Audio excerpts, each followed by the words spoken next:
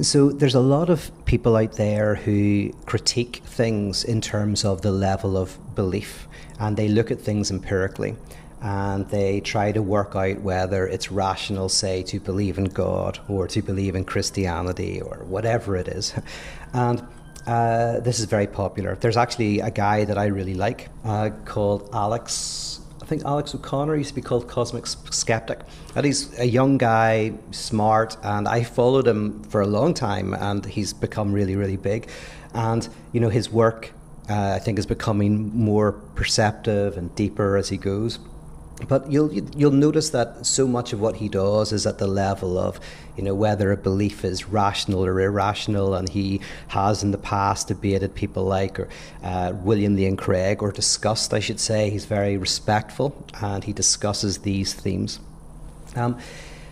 But what is often overlooked is the function of religion for people.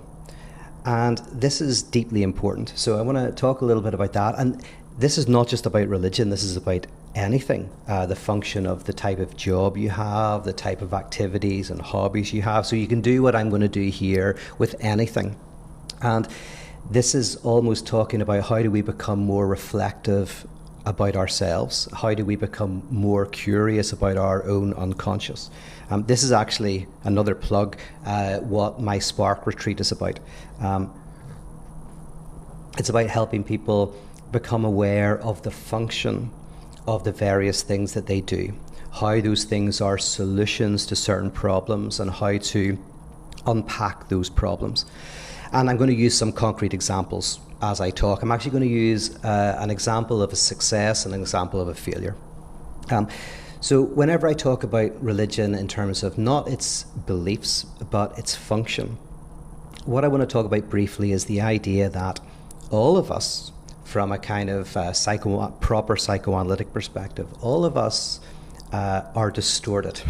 To be human, there is no normal. So one of the critiques of mental health used to be called the anti-psychiatry movement, and is developed. But one of the critiques of mental health is that there is this idea that there is a pre-traumatic subject.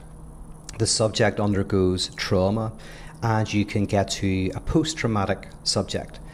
Also, mental health often means how to be better adapted to your environment, how to be better adapted to your work and your relationships. So there's always this sense of it's normative, and it's very value-laden. It's how to kind of like integrate better into the world, which is fundamentally not what psychoanalysis is about. So it's a very different type of, you might say psychoanalysis isn't even a therapy in the strict sense of the term. It grew out of therapy, and there are therapeutic elements of it, but it grows out of a fundamental insight from Freud that kind of critiqued therapy called the death drive.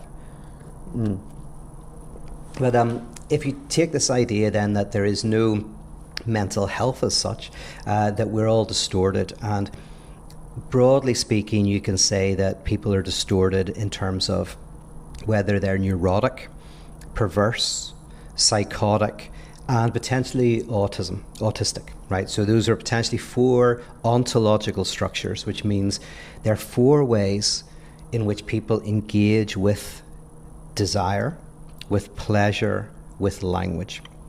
And so a neurotic and a psychotic actually get enjoyment in different ways, and they engage with the world in slightly different ways, right? So there's these 4 structures.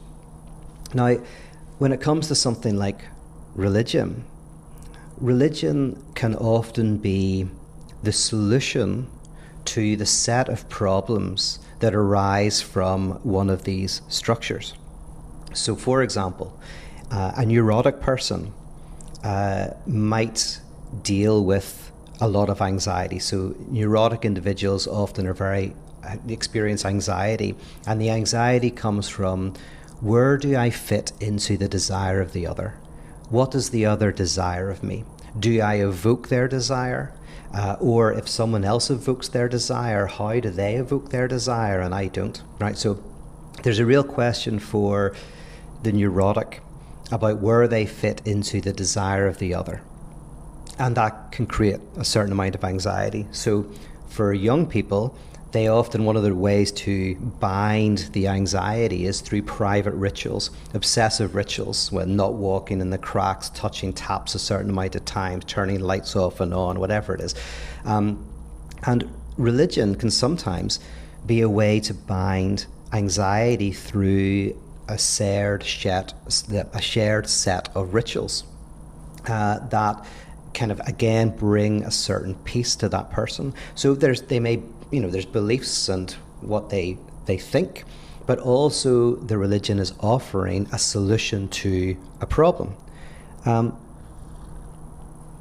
For a perverse subject, the issue is what's called a failure of the paternal function, which means that for the perverse subject, they experience themselves and they get their desire from being the object that fully satisfies the other. They think they can satisfy the other. And they have a kind of, the perverse subject doesn't have much space for their own desire. They're so caught up in the enjoyment of the other and how they can, as I say, be the solution to that person's lack. And religion for a perverse subject can sometimes be a way of what's called propping up the paternal function. And what that means is religion can be a way to bring a certain separation from the primary caregivers. By embracing religion, it's a way of separating them from their family in order to be able to have a space for their own desire separate from the family unit.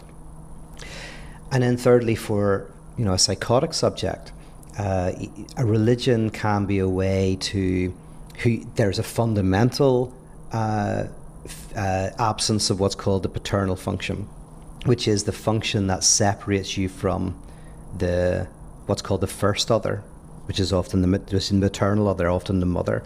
There's a way in which we separate to become subjects, to enter into the world. This happens in two stages: alienation and separation. In alienation, you realize that you and the first other are not one. And then separation is when you realize that the other is full of desires for things that are different from you, separate from you. Right? They desire work, they desire a partner, they desire other things. And so the first stage, which is called alienation, is you feel yourself separate from the other. But you want to be the solution to that separation. You want to reunite. And so you try to find how you can be the answer to the other's lack, to kind of like reunite with them. In separation, you realize you can't be everything for the other because they have other desires and their own desires are unknown to them. And then you have to go and get what's called substitute satisfaction, symbolic satisfaction. So on a very pragmatic level, it's like, in a family, the father might basically say, listen, you can't stay with your mother forever. You have to separate. But you know what? Go and you learn how to box or hunt or run or whatever and get symbolic success. That's why in schools you get awards for things. You kind of, it's not as good as the incestuous relationship with the mother other, but as a substitute satisfaction, and you enter into the symbolic world. Well, for the psychotic subject, there's a sense in which that separation has not happened. So their religion can be a way to, as an artificial paternal function, an artificial way to bring a type of separation. Now, the reason why I'm saying all of this is that if you're just, arguing about someone's religion, say they're a fundamentalist and you disagree with that, and you're you're trying to prove to them why they're wrong, but you're not asking the question, what is this the solution to? Is this providing a way to bind their anxiety, to prop up the paternal function, to have a certain separation that is needed to avoid a psychotic break? Then one is you're not going to get very far, right? And two is if you're successful, that's even worse. That's going to cause a catastrophe, right? That what we need to do for ourselves, not just for the other, but for ourselves, is to work out what is the function of what I do, even if it's always critiquing evangelicals, what is that the solution to?